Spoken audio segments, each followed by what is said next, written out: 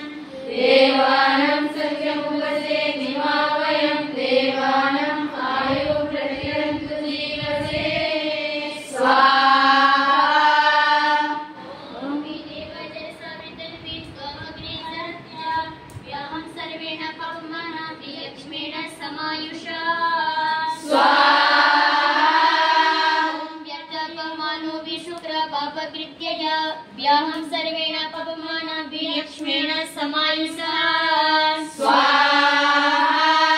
ॐ विक्रम्यपसव अरण्यभ्यसपस्त्रिण्ययासरन् व्याहं सर्वेण पवमानाभिर्यक्ष्मेण समायुषा स्वाहा। ॐ विवेद्यावृत्रि इतो विपन्थानो दिशं दिशं व्याहं सर्वेण पवमानाभिर्यक्ष्मेण समायुषा स्वाहा।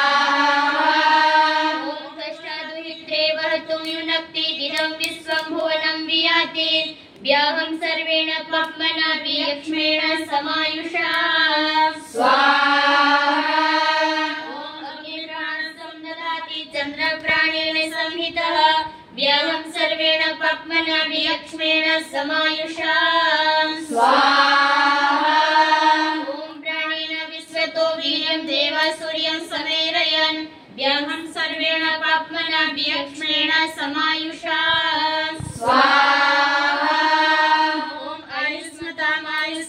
प्राणेन जीवममृता व्याहं सर्वेण पवमानाभिर्यक्ष्मेण समायुषा स्वाहा।